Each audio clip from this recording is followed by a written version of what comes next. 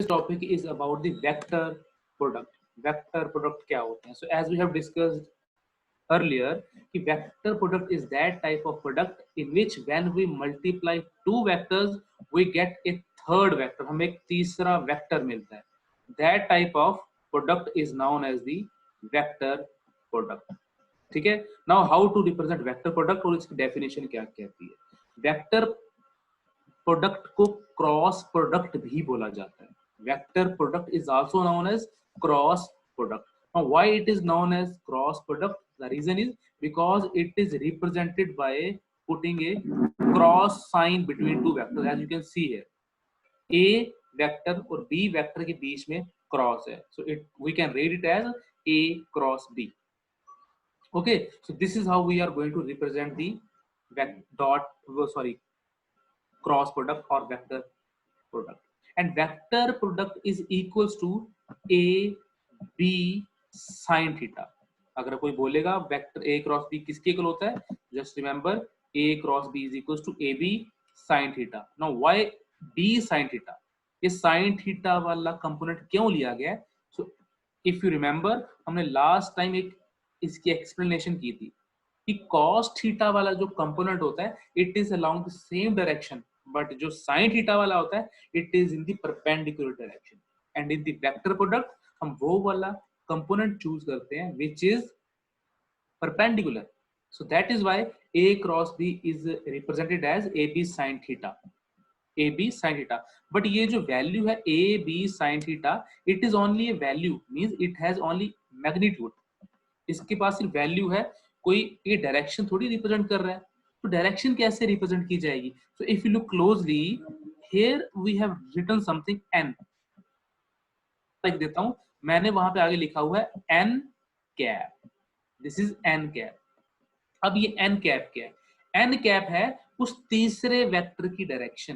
Because जब a और b को हम मल्टीप्लाई करते हैं, अगर मैं ऐसे फिर से लिखूं, let me right, we know in cross product when we multiply a cross b vector, vector का साइन इसके ऊपर है, let us assume we get a third vector, that vector is c vector. This is the case of vector product, cross product. ठीक है? अब ये c vector की value क्या होगी?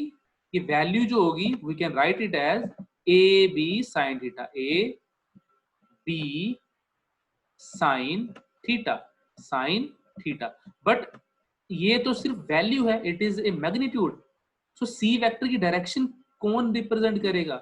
सी वेक्टर की डायरेक्शन रिप्रेजेंट करेगा उसी का एक यूनिट वेक्टर, जिसको मैं यहाँ पे रिप्रेजेंट कर रहा हूँ एन कैप से. You can write any symbol, you can also write c cap, you can also write p cap, कोई भी सिंबल ले सकते हो, but direction has to be represented. So यहाँ पे हम यूज कर रहे हैं n cap. Now what is n cap? n cap is the unit vector जो डायरेक्शन देगा c वेक्टर की. so that's how you are going to write the cross product. so cross product में सिर्फ value नहीं, direction भी होगी. now हमें कैसे पता लगेगा कि what is the direction? कि अगर देखिए मैं यहाँ पे एक रेड कलर के वेक्टर ड्रॉ, हाँ यहाँ पे मैं कर देता हूँ. ये मान लो a वेक्टर है and this is b vector. for example this is a vector, this is b vector. One thing we know, by doing the vector product we will get a third vector c vector. but उसकी direction कहाँ पे होगी? How to find the direction of third vector? उस तीसरे vector की direction क्या होगी उसको पता लगाने के लिए हम यूज यहाँ पे कर रहे हैं right hand thumb rule. Right hand thumb rule is the rule which we will use to find the direction, जो हम डायरेक्शन फाइंड करने के लिए इस्तेमाल करेंगे. ठीक है?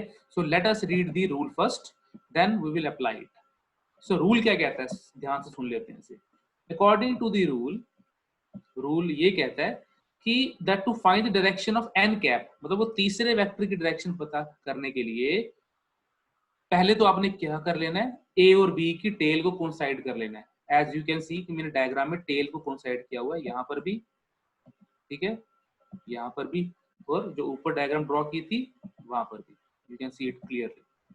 ठीक है? तो first off you have to do this. उसके बाद now place your stretched palm. let me adjust my camera, then I will show you how to adjust your palm and how to find the direction. It will just take a moment only, सिर्फ थोड़ा time लगेगा. Okay, उतनी देर आप read यहाँ पे कर सकते हो, and you can do it on your own. How to adjust just by read the statement.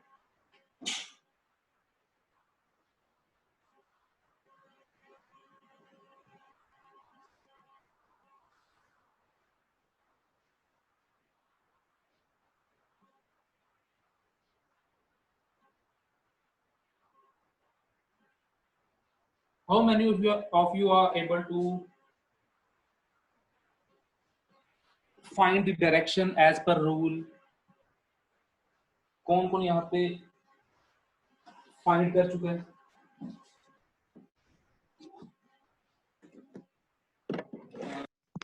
Let me check chat. I'm doing it.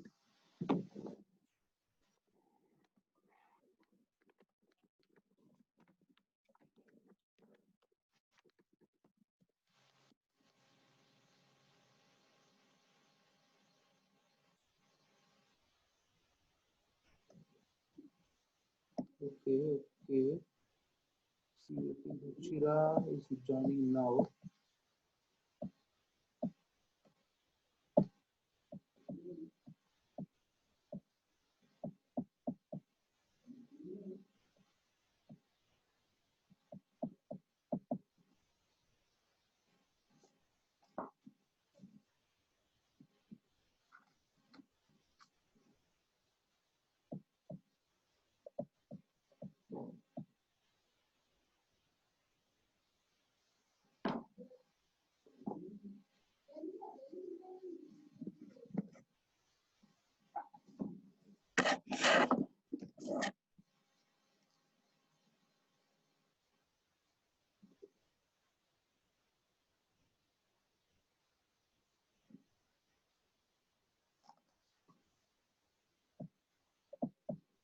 Is this visible to you? I don't think it is visible right now.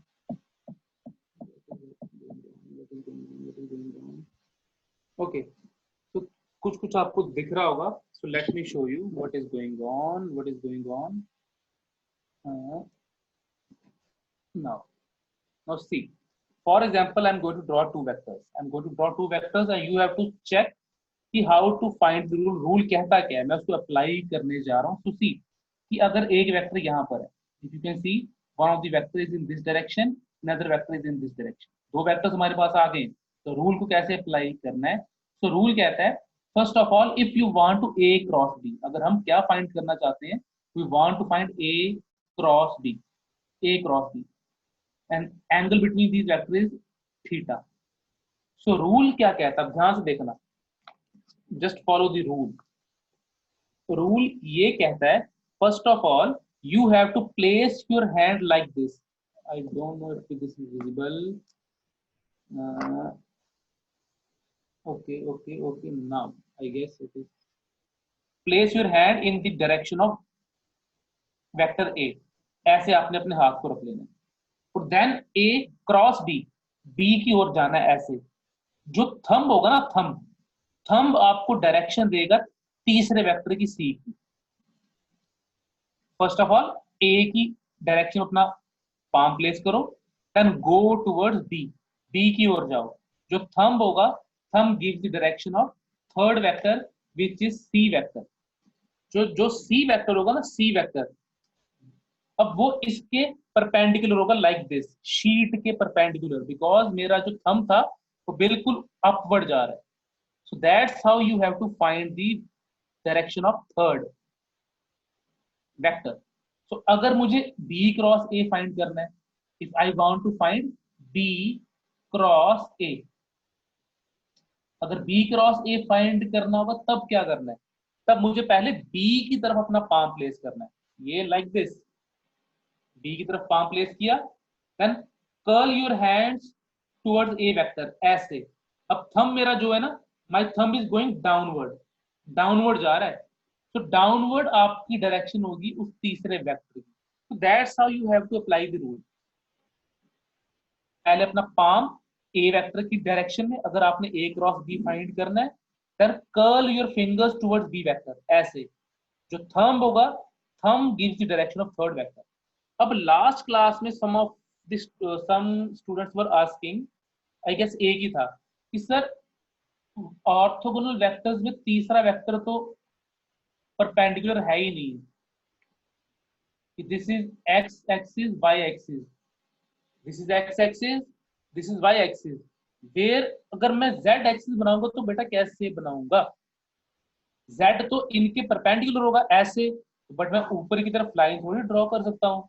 तो उसके लिए हम तीसरे axis को ऐसे draw करते हैं, like this, ये आउटवर्ड जा रहा है. तो दिखने में आपको यहाँ पे दिखता नहीं है कि ये परपेंडिकुलर है, बट इट इज सपोज कि ये आउटवर्ड, क्योंकि आउटवर्ड आप ऐसे ऊपर की ओर कैसे ड्रॉ कर सकते हो, because sheet is in the plane, z axis is out of the plane like this, तो ऊपर तो आप ड्रॉ कर नहीं सकते, तो हम ऐसे ड्रॉ करते हैं कि ये बाहर की ओर है, आपने इसको इमेजिन करना है, this is in the outward direction. Okay, so these are orthogonal vectors. Last time someone asked this कि सर दिखता तो है ही नहीं ये, इसको आपने एज्यूम करना है. लाइक आपने वो ड्रॉ किया होगा ना कि क्यूब कुछ ऐसे होता है, cube is like this.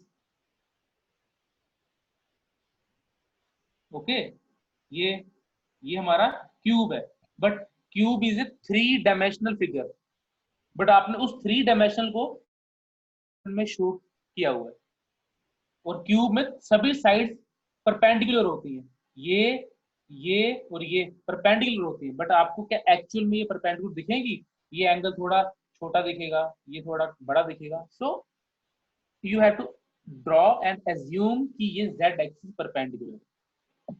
So let me go back to this. Arshia is saying,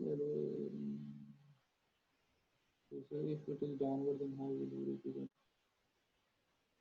Okay, इसके लिए भी हमारे पास एक ट्रिक होती है, how to represent if it is in the downward direction. ठीक है, तो उसे हम कैसे रिप्रेजेंट करते हैं. लेट मी, बेटा मुस्कान तो आई है, तो मैंने उसको एलो किया है, it is not from my side, मैं एलो कर रहा हूँ सबको. देखो सर, चलो आउटवर्ड ड्रॉ किया, अगर ऐसे आउटवर्ड की जगह इनवर्ड होगा तो कैसे ड्रॉ करेंगे. तो you don't have to worry about this. अगर आप रूल की बात करो, if you are talking about the rule, अगर आपको यू आर नॉट श्योर की डायरेक्शन कैसे ड्रॉ करूं, सही लगेगी कि नहीं, तो just if direction is outward ना, आउटवर्ड को रिप्रेजेंट किया जाता है डॉट से, outward is represented as dot. Okay, और अगर it is inward you can represent it by cross, ऐसे भी आप रिप्रेजेंट कर सकते हो. बट अगर आपने आउटवर्ड शो करना है ना, आप आउटवर्ड ऐसे शो कर सकते हो कि ऐसे बाहर की ओर आ रहा है. ओके, अगर आपने अंदर की ओर शो करना है ऐसे, मान लो अगर यहाँ पे you are here, if you want to show outward आप ऐसे शो कर सकते हो बाहर की ओर. अगर अंदर की ओर शो करना है, व्हाट इज दिस, अंदर की ओर शो करना है तो आप ऐसे शो कर सकते हो. The point is you have to assume, आपने एज्यूम करना है कि हमने किस तरफ ड्रॉ की हुई है, और वो समझ में आना चाहिए आपको. Okay, so now the next point which is important is कि वेक्टर्स की प्रॉपर्टीज क्या होती हैं. वेक्टर्स की प्रॉपर्टीज क्या होती हैं, let me show you the properties of vector. So let us start with the properties.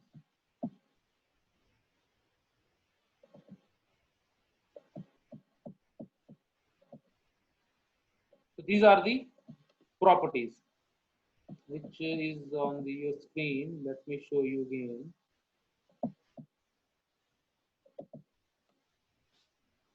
Okay, so पहली प्रॉपर्टी ये कहती है कि vector product of two vector is always perpendicular to the plane. जो मैंने आपको बता दिया अभी कि जो वेक्टर हम दो चीजों का वेक्टर करते हैं, जो तीसरा वेक्टर हमें मिलता है, it is always perpendicular to the plane. मान लो वो शीट आपकी प्लेन है तो वो उसके बिल्कुल परपेंडिकुलर होगा. This is the first thing. ठीक है। अगली चीज ये कहती है कि वेक्टर प्रोडक्ट जो दो वेक्टर का होता है ना वो कम्यूटेटिव नहीं होता।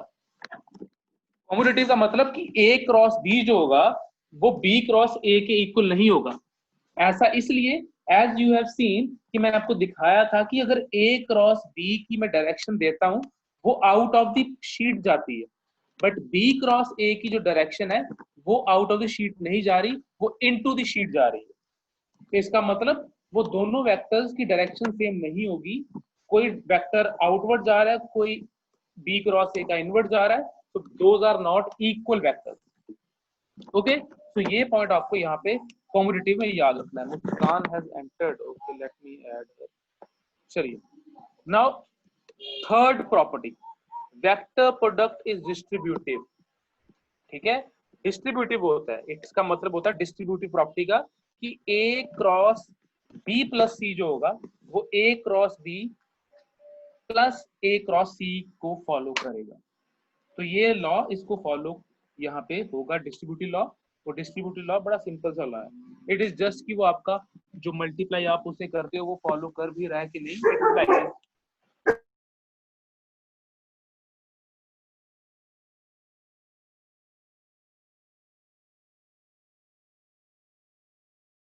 ओके नाउ इसके बाद हमारी जो आती है प्रॉपर्टी की किस किस एंगल पे मैक्सिमम वैल्यू आएगी, किस किस एंगल पे मिनिमम आती है value. So you can see it on your screen. तो आपको दिखेगा कि if both vectors are perpendicular, उनके बीच का एंगल 90 डिग्री होगा। सो आंसर क्या आएगा, ए बी साइन 90। और साइन 90 जो होती है वो एक मैक्सिमम वैल्यू होती है। So you will get a b, only a B.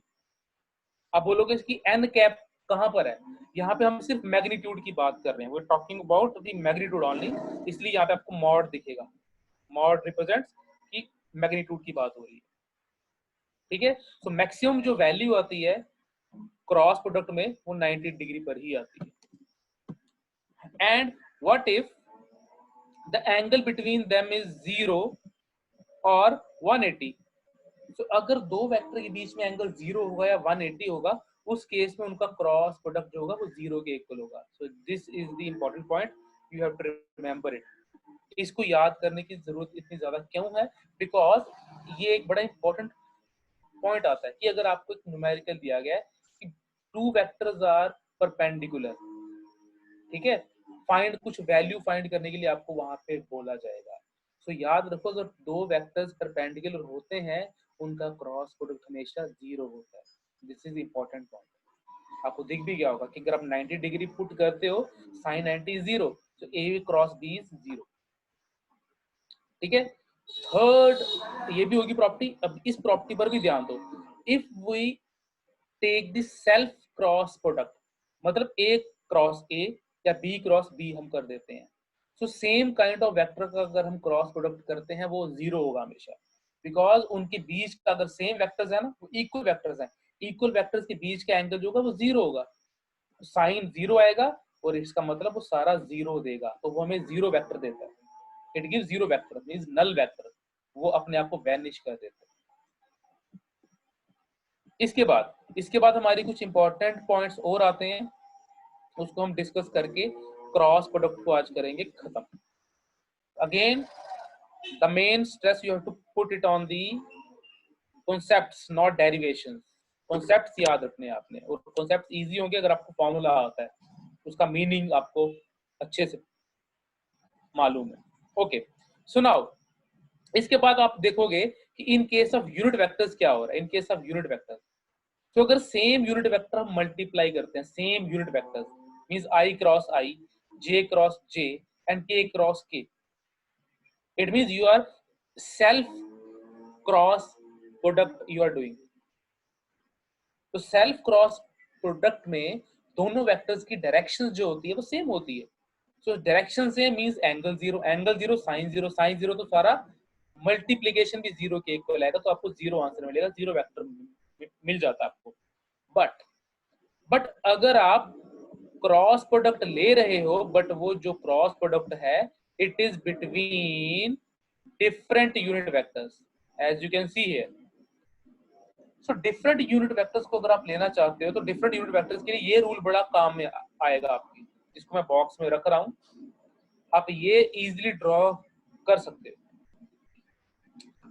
आई जे के और एंटी क्लॉकवाइज हम अगर मूव करते हैं तो वैल्यू हमेशा पॉजिटिव आएगी। इसका मतलब कि अगर आप मल्टीप्लाई करते हो ना आई क्रॉस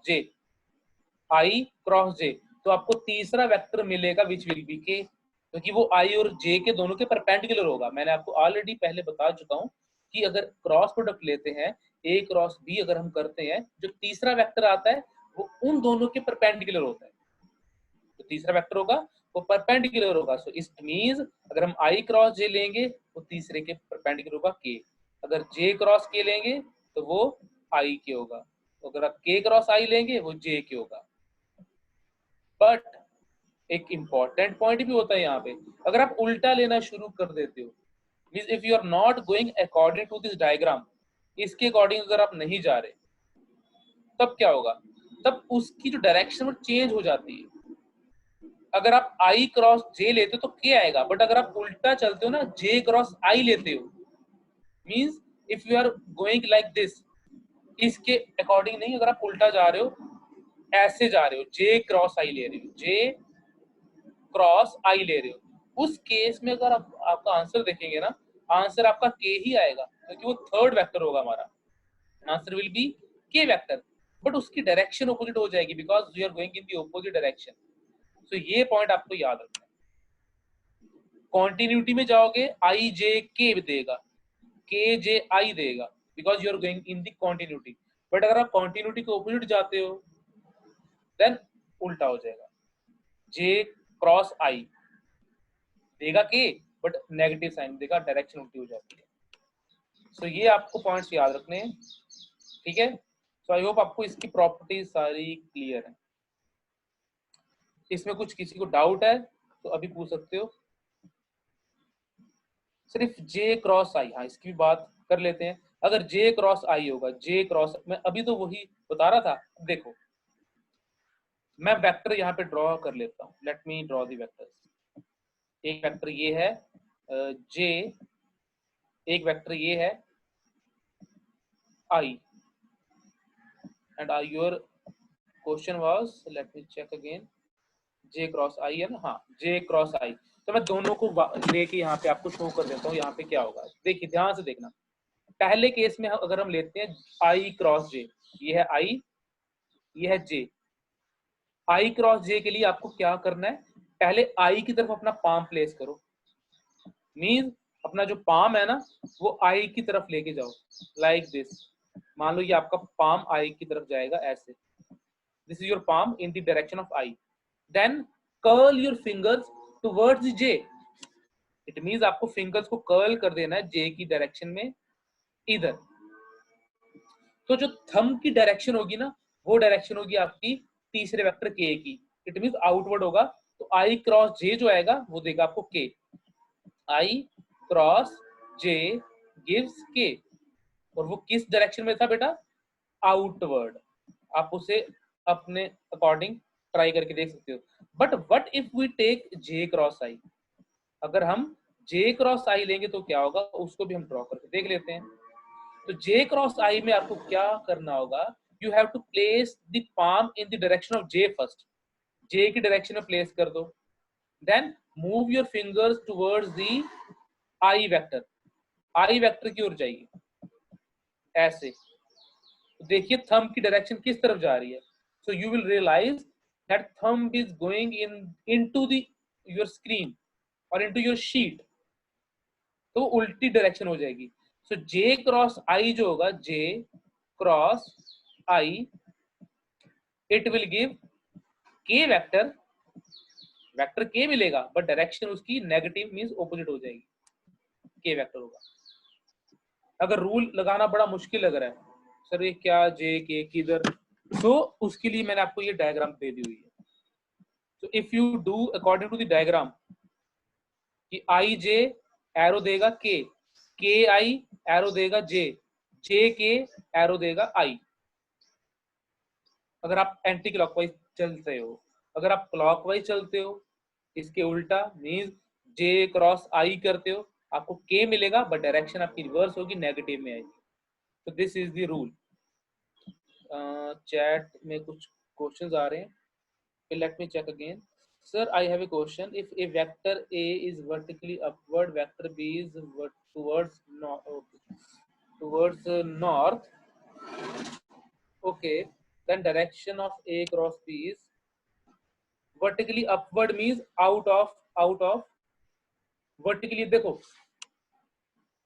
मैं आपकी जो मोबाइल की स्क्रीन है ना, मैं स्क्रीन को ले रहा हूँ एक्स और Y axis only. Your screen of the mobile और लैपटॉप जो भी यूज कर रहे हो, मैं उसको क्या ले रहा हूँ, एक्स और वाई एक्सिस। तो मैं उसको एक बार ड्रॉ कर लेता हूँ, एक्स एक्सिस वाई एक्सिस, ठीक है। No, according to the question किसी बच्चे ने ये पूछा हुआ है, if A vector is A is vertically upward. Okay, vertically upward का मतलब यहाँ पे उसके अकॉर्डिंग अगर मैं समझूं, उसने दो चीजें बोली हैं। अगर एक वेक्टर वर्टिकली अपवर्ड है और एक वेक्टर अलोंग दी नॉर्थ है, तो मैं इसको अगर नॉर्थ मान लूं, ये है ना, ये जो वाई एक्सिस में है, मैं उसको क्या मान रहा हूं, वो नॉर्थ है, तो ये बी वेक्टर है। और जो दूसरा वेक्टर है ना ए, वर्टिकली अपवर्ड है। अपवर्ड का मतलब वो मेरे स्क्रीन से आउटवर्ड आएगा, इसका मतलब वो होगा जेड एक्सिस। वो क्या होगा, जेड एक्सिस। तो जेड एक्सिस को मैंने कैसे ड्रॉ करना है, ऐसे, ठीक है। अब डायरेक्शन ऑफ बी क्या होगी, डायरेक्शन, बेटा आपका क्वेश्चन ही कुछ अलग से है। अगर आपके पास दो वेक्टर्स है ना ए बी, आपको तीसरा वेक्टर मिलेगा बेटा, तीसरा वेक्टर सी में यहाँ पे उसका क्रॉस प्रोडक्ट मिलेगा। आप मेरे को बोल रहे हो कि ए वेक्टर और बी वेक्टर है, देन डायरेक्शन ऑफ बी बताओ। बी तो आपने ऑलरेडी मेंशन किया कि वो नॉर्थ में है, बट आपको मुझे क्वेश्चन क्लियर नहीं है। आपने दो वेक्टर दिए ए और बी और बोला बी की डायरेक्शन क्या है। चलो आप बाद में मेरे को क्वेश्चन सेंड कर लेना जब आपको क्लियर हो जाए। Sir if theta is 180 degree वाला पॉइंट, हाँ बेटा, इफ थीटा इज 180, तो मैं ये पॉइंट रिपीट कर देता हूँ। थीटा अगर 180 डिग्री होगा, so let me write here, if theta is 180 degree, then a b sin theta क्या होगा, a क्रॉस b होता है a b sin थीटा। तो sin थीटा की जो वैल्यू होती है वो बेटा होती है 180 according to your question, if angle is 180, and remember sin 180 जो होता है ना, it is 0, so it means a cross b 0 के इक्वल होगा, 0 वेक्टर हमें मिल जाता है यहाँ। ओके, तो इतना ही रखो फिलहाल क्रॉस का, ठीक है। थोड़ा सा हमारे पास अभी टाइम है, तो जिसको क्रॉस और वेक्टर में ये नोट्स तो आपको पता ही है, आप वहां से ले सकते हो। इसके अलावा कोई और डाउट होंगे, you can send your doubts but after the class. Okay, so let us start now new topic. The topic is about the projectile motion. बड़ा इंटरेस्टिंग सा टॉपिक है ये, very interesting. Again this topic has lot of derivations, but मैंने आपको क्या बोला कि derivations नहीं करनी, you have to understand the concepts. derivation easy part hai, it is a mathematical part, you will learn it later. Okay, so let me start here. Let wait, it will take some time, थोड़ा time ले रहे हैं।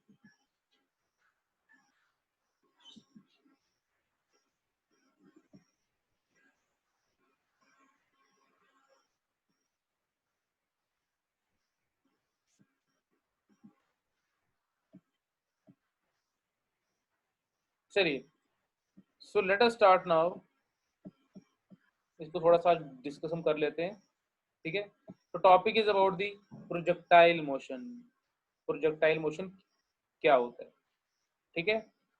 So it is a name, projectile means यहाँ पे हम अगर किसी को प्रोजेक्ट करते हैं, किसी को अगर हम फेंक रहे हैं, तो एग्जाम्पल में मैंने एक डायग्राम यहाँ पे शो आपको की हुई है, you can see it here कि फाउंटेन में से वाटर निकल रहा है। सो this is also the one of the example of the projectile motion. काफी इसकी एग्जांपल आपको मिलती है, और इसका मीनिंग क्या होता है। प्रोजेक्टाइल मोशन एक ऐसा मोशन होता है जिसमें अगर हम एक ऑब्जेक्ट को थ्रो करते हैं, we are throwing the object. और वो ऑब्जेक्ट हमारे थ्रो करने के बाद अगर सिर्फ एक ही फोर्स के इफेक्ट के अंडर मूव करता है ना, that type of motion is known as the projectile motion. I will repeat it again. If the body is thrown with some velocity, उसे हम फेंकते हैं, like in the cricket, ball को फेंका जाता है, ठीक है, then बॉल को हमने फेंक दिया, we have given it the initial velocity. After that, if it is moving under the effect of gravity alone, सिर्फ ग्रेविटी के इफेक्ट के अंदर अगर वो मूव कर रही है ना, और जो उसका मोशन होगा उसके मोशन को हम बोलते हैं projectile motion. That type of motion is the projectile motion. Now see, यहाँ पे आपको इसकी बड़ी एक अच्छी एग्जांपल दिख रही होगी स्नोबोर्डर की. वो क्या होता है, जैसे स्लोप आती है ना, वो हवा में जंप लगा देता है, बिकॉज उसने ऑलरेडी एक वेलोसिटी अटेन की हुई थी, तो उससे वेलोसिटी मिल गई है. अब जब वो जंप लगाता है, it is moving under the effect of gravity alone. सिर्फ ग्रेविटी के अंदर वो जा रहा है और ग्रेविटी ही उसे नीचे लेके आती है. इसमें कई सारे पॉइंट्स हैं जो हमने डिस्कस करने हैं. पहले एग्जांपल देख लेते हैं. राइडर, राइडर को यहाँ पे आपको दिख रहा होगा, motion of the bike rider. जब वो स्टंट परफॉर्म करता है, पहले वो बाइक स्पीड में लेके आता है, एक वेलोसिटी अटेन कर लेता है, देन अपनी वेलोसिटी वो वर्टिकली अपवर्ड प्रोजेक्ट करता है, ऐसे जा रही होती है, लाइक कि पीछे से आया स्पीड से, वर्टिकली अपवर्ड वो प्रोजेक्शन ले लेता है. वेलोसिटी उसकी ऐसे, not vertically, sorry, at an angle, horizontal के साथ किसी एंगल पे जाती है. उसके बाद वो सिर्फ एक ही इफेक्ट के अंदर जा रहा है, उसके बाद कोई फोर्स एक्ट नहीं कर रही, सिर्फ एक फोर्स एक्ट करती है जो है gravity. Let me show some more examples. ये भी वाटर जेट, यहाँ पे आपको जेट दिखेंगे, मोशन नहीं, आपको सब में एक मोशन देख रहे हो, एक पैराबोलिक टाइप मोशन दिखेगा आपको, एक ऐसे कर्व सी इस तरह का कर्व मोशन दिखता है. जब भी ऐसा मोशन दिखे ना, so remember this is the type of projectile motion. अब इसको स्टडी करने के लिए देयर आर सम assumptions. हमें कुछ assumptions देनी है, कुछ चीजें लेट करनी होंगी. पहली चीज क्या लेट करनी है, effect of the air resistance. कि मान लेते हैं कि एयर रेजिस्टेंस है ही नहीं है. In reality there is always the air and it's has a resistance also. वो हमारे मोशन को थोड़ा रोकती है, बट हम लेट कर लेंगे there is no air resistance. हम ये भी लेट कर लेते हैं कि अर्थ का कर्वेचर भी नहीं है, कि जैसे मैं ये पता होना चाहिए कि अर्थ जो है थोड़ी स्फेरिकल शेप में है, थोड़ी स्फेरिकल शेप में है, so it has a curvature shape. But हम ये एज्यूम कर लेंगे कि अर्थ एक फ्लैट है, देयर इज नो कर्वेचर. तो जब भी एक बॉडी को हम लेट करेंगे, मानेंगे वो फ्लैट सरफेस पर ही चल रही थी. ये भी लेट कर देंगे कि इफेक्ट रोटेशन नहीं है अर्थ का. अब सोचोगे रोटेशन का क्या लेना देना है, हमें कौन सी रोटेशन फील होती है. But remember, because of rotation जो एक्सीलरेशन ड्यू टू ग्रेविटी होती है ना, वो थोड़ी चेंज होती है. वो हम आगे जाके फ्यूचर टॉपिक्स में डिस्कस करेंगे, how rotation affects the gravity. But अभी के लिए मानेंगे it is negligible. Plus last point ये होगा कि जो एक्सीलरेशन ड्यू टू ग्रेविटी होगी उसे हम कांस्टेंट मानेंगे. बट एज यू नो कि acceleration due to gravity change हो सकती है, there are many points due to which वो चेंज हो सकती है. बट हम क्या लेट करेंगे, वी विल अज्यूम कि gravity is same everywhere, it is not changing. So these are the points you have to remember. These are the assumptions जो जरूरी है to study the projectile motion. चलिए, so we have only 5 minutes. Now this is the model of the idealized projectile motion. कि जब भी हम किसी projectile motion को assume करेंगे तो ऐसा उसका मॉडल होगा. Remember, projectile motion दो टाइप्स के होते हैं. I am discussing one type of projectile motion. ये वो प्रोजेक्टाइल मोशन है जब हम बॉडी को, as you can see it is a football, हम इसको थ्रो कर रहे हैं किसी एंगल पे. जब किसी एंगल पे थ्रो किया जाता है, इसको हम कहते हैं ओब्लीक प्रोजेक्टाइल मोशन और एंगुलर प्रोजेक्टाइल मोशन. तो मैं कौन सा डिस्कस कर रहा हूँ, angular projectile motion, because you can see कि वेलोसिटी जो हम दे रहे हैं it is at some angle. You can see it here कि किसी एंगल पे हम किसी को फेंक रहे हैं. This is the angle, this is the oblique projectile और एंगुलर प्रोजेक्टाइल मोशन. तो ये एक डायग्राम है इसकी एग्जैक्ट आइडियलाइज्ड वे में. तो यहाँ पे कई सारी फिजिकल क्वांटिटीज आपको देखनी होंगी, डिस्कस कर लेते हैं। पहली बात, जिस भी ऑब्जेक्ट को हम हवा में फेंकते हैं उसको हम क्या बोलेंगे? Projectile. What is projectile? Any object which is projected in the air, जिसको हम फेंकते हैं, थ्रो करते हैं, जिसको हम वेलोसिटी देते हैं, it is projectile.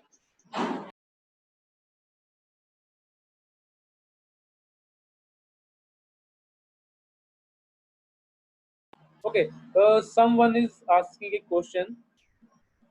Sir, when we throw a ball upward with some velocity, then also it's projectile motion. देखो, अगर हम बॉल को बिल्कुल वर्टिकल अपवर्ड फेंकते हैं ना, वो एक तरह का वर्टिकल मोशन है, बिकॉज वहां पे क्या हो रहा है, बॉडी एक पैराबोलिक पाथ नहीं ले रही।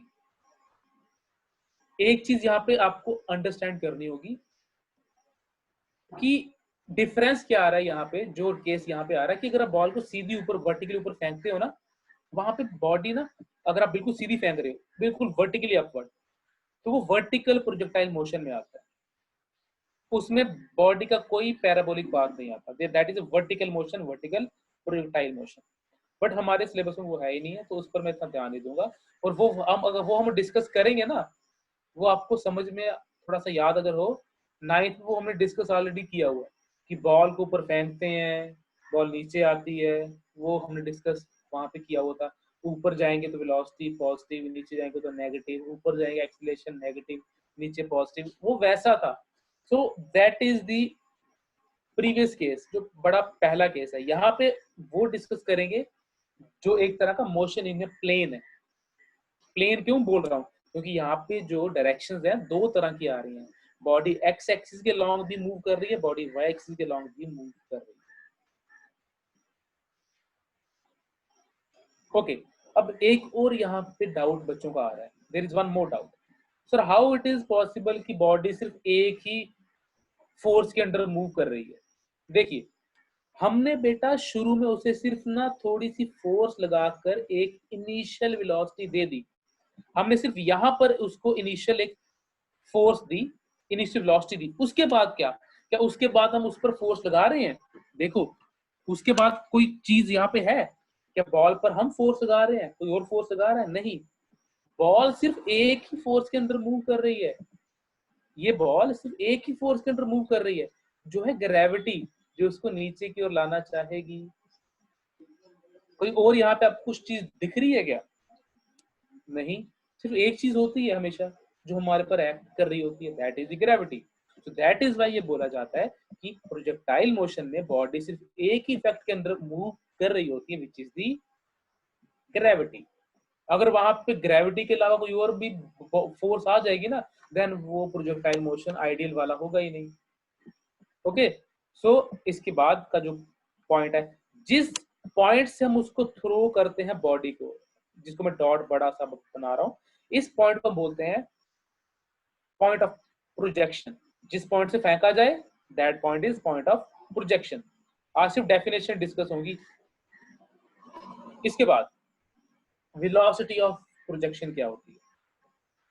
जिस पॉइंट ऑफ प्रोजेक्शन से आप वेलोसिटी बॉडी को दे रहे हो, जितनी वेलोसिटी दे रहे हो, फॉर एग्जांपल मैंने यहाँ पर v velocity the, that velocity is known as the velocity of projection. Someone has a doubt? Let me check. Okay sir, if we throw horizontally, बेटा मैंने आपको ऑलरेडी पहले बोला था प्रोजेक्टाइल मोशन के दो केस हैं, हम वहां पे वो केस पहले डिस्कस कर रहे हैं जो अगर एंगल पे फेंके। हॉरिजॉन्टल पे फेंकेंगे तो वो भी जब आएगा क्लास में देखेंगे उसके क्या उसके पॉइंट्स आते हैं, क्या उसमें वेरिएशंस आती हैं। एंगल ऑफ प्रोजेक्शन क्या होता है? जिस एंगल पर उसे फेंके, बड़ी इजी सी बात है, जिस एंगल पे फेंकोगे that is angle of projection. ये एक तरह का एंगल है बिटवीन द ग्राउंड और between the direction of velocity, ये है एंगल ऑफ प्रोजेक्शन। आज सिर्फ डेफिनेशन डिस्कस होगी और within few minutes class is going to be end. Trajectory क्या होता है? This is very important. Trajectory होता है जो पाथ होता है ना, path, as you can see the एक कर्व पाथ आपको दिख रहा होगा, this is the curve path, ये वाला पाथ है जो ब्लैक रंग का, ठीक है। This path of the projectile is known as the trajectory. अगर मैं किसी बॉल को फेंकता हूं तो जो उसका पाथ होगा that is the trajectory. Okay, time of flight, जितना भी बॉल टाइम लेगी इस पॉइंट से इस पॉइंट तक का आने का, that is the time of flight. जितनी देर वो हवा में रहती है ना और नीचे आती है, that is the time of flight.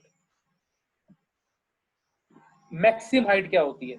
ये जो वर्टिकल हाइट आपको दिख रही है, जो बॉडी ग्राउंड से लेती है यहां तक, this is the maximum height. It is the vertical maximum vertical distance. Maximum क्यों बोला जा रहा है? क्योंकि यहाँ पे डिस्टेंस ये वाला है वर्टिकल बट छोटा है, यहाँ पे उससे बड़ा, यहाँ पे उससे डिस्टेंस और बड़ा, बट जो मैक्सिमम डिस्टेंस होगा vertical, that is the maximum height of the projectile. Horizontal range, I guess this is the last one, last definition है। हॉरिजॉन्टल रेंज क्या होती है? यहां से लेकर यहां तक का जो हॉरिजॉन्टल डिस्टेंस ट्रेवल किया जा रहा है बाय द प्रोजेक्टाइल, ये जो डिस्टेंस है horizontal maximum, it is the range. इसको हम रेंज बोलते हैं। पूरे मोशन में जितना भी हॉरिजॉन्टल मैक्सिमम डिस्टेंस उसने कवर किया होगा, that distance is the horizontal range. Okay, this was all about the projectile motion. So आज Excuse क्लास me, इतनी होगी, और कुछ डाउट्स हैं तो I am waiting for your doubts now. sir. Yes, sir मगर ये तो डिस्प्लेसमेंट होगी ना मैक्सिमम डिस्टेंस, तो वो उसका जो हाफ पाथ है वो होगा। What repeat it sir again. ये जो आपने इसके इनिशियल और फाइनल पॉइंट्स के बीच में जो डिस्टेंस बताया, वो तो हाँ, डिस्प्लेसमेंट होगी। मैक्सिमम डिस्टेंस तो उसका जो उसने कवर किया है ज्यादा मैक्सिममली वो होगा। जैसे आप कह रहे हो जो डिस्टेंस है उसे जो हम कह रहे हैं, बट एक आप वर्ड का आप एक वर्ड नोटिस नहीं कर रहे, वो वर्ड है हॉरिजॉन्टल। जो आप बोल रहे हो ना वो पाथ उसने कवर किया, वो पाथ हॉरिजॉन्टल नहीं है, वो पाथ वर्टिकल भी है हॉरिजॉन्टल भी है। जब बॉडी यहाँ पे ट्रेवल करती है, it is travelling two type of distances. थोड़ा सा यहाँ पे ध्यान दो, मैं आपको एक इंटरेस्टिंग बात यहाँ पे बता देता हूँ। बट ये डिस्टेंस थोड़ी ना, ये डिस्प्लेसमेंट हम कहेंगे ना। If you want to call it displacement you can call it, but ये एक डिस्टेंस भी तो है। क्या इसको हम डिस्टेंस नहीं बोल सकते? फर्स्ट ऑफ ऑल पहले ये मुझे थोड़ा सा बताओ, why we can not call it a distance? Sir क्योंकि डिस्टेंस मैक्सिमम होता है एक पॉइंट से दूसरे पॉइंट पे। And it is also maximum, ये मैक्सिमम है, हॉरिजॉन्टल वाला मैक्सिमम है बेटा। Okay sir. मैं सिर्फ डिस्टेंस नहीं बोल रहा इसे, you are missing this point. It is the maximum horizontal distance बोला जा रहा है, इट इज हॉरिजॉन्टल। जो आप कर्व पाथ की बात कर रहे हो ना, इट इज नॉट हॉरिजॉन्टल। आप मुझे पहले ये बात बताओ, क्या इसके अलावा है जो मैक्सिमम हो? मैक्सिमम यहाँ पे एक ही हॉरिजॉन्टल है, एक ही हॉरिजॉन्टल है यहाँ पे बेटा।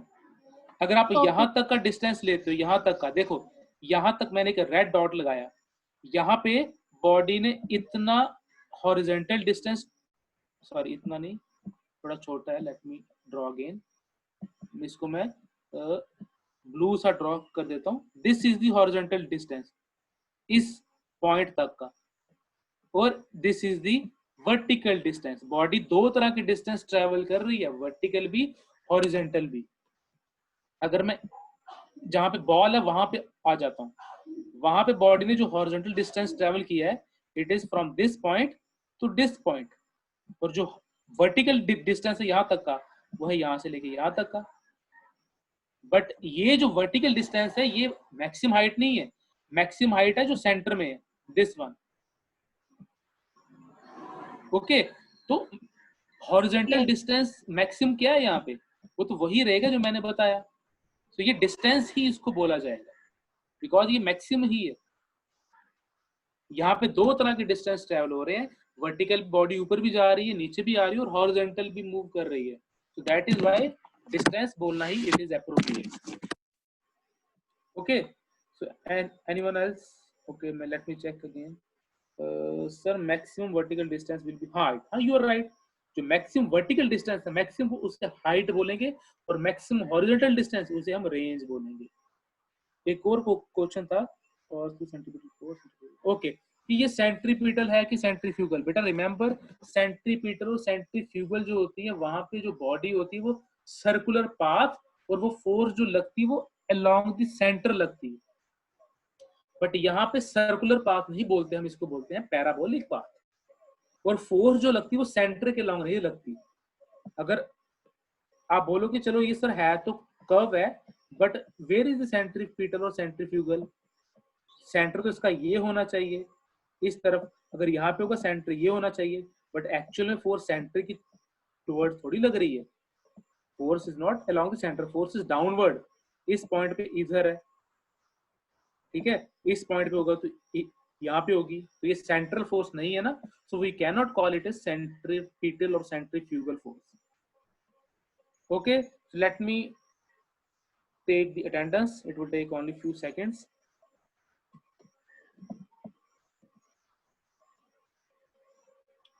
Kannan Mahajan पे पहुंच गए।